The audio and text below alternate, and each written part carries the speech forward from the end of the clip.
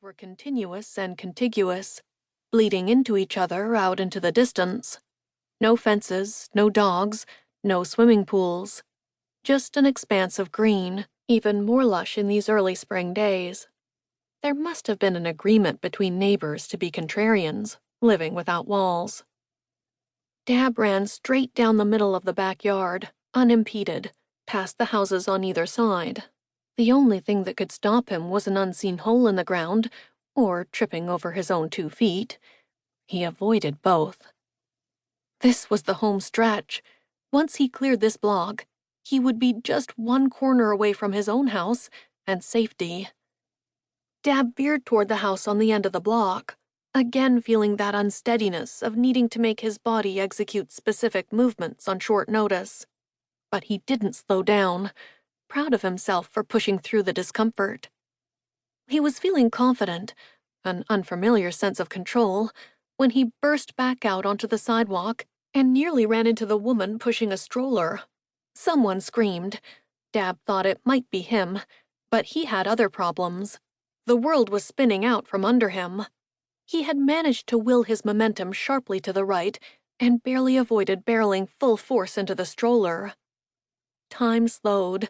He could see the toddler watching him from her perch in her chariot. His heavy backpack sped his rotation, spinning him like a top, until he finally landed with a hard thud on the grass between the sidewalk and street. He lay there for a moment, staring up at the cloudless sky, his backpack anchoring him to the earth. His wrist throbbed where it had hit the car. "Be careful," the young mom said, sounding like every mom. "You could have seriously hurt her." The mom was pointing to her own child. The little girl looked up at her mother, expression indistinct as she determined whether she was being yelled at. When she realized Dab was the victim, she laughed. Dab couldn't help but smile at the joyous sound, but the mom was not amused. "You think this is funny," she said. "You're just lucky you didn't cause an accident." "Sorry," Dab said, rolling himself over awkwardly and struggling to his feet. "Sorry." Dab ran away from them. As always, he wanted to say more, to find words that were more eloquent. It was how he always felt at school. The answers to questions sounded great in his head, and barely coherent when they came out of his mouth. His sister had assured him that would change too. "All kids sound like idiots," she said. Almost home. Dad ran into the street, checking for cars only at the last second. Luckily, the world was empty around him. No cars, no people, save for the woman and her daughter, who were receding away into the distance. Just around the corner was his house, his refuge. Another day of not getting beaten up. Dab was 11 years old and had never been in a fight. He was looking forward to extending that streak. The word accident hung in the air next to him as he turned the corner. Dab hated that word. His brother, 10 years his senior, used to call him that. Jane would defend Dab, but had never corrected the slight. In her mind, accident was the best-case scenario. Dab had never known his father.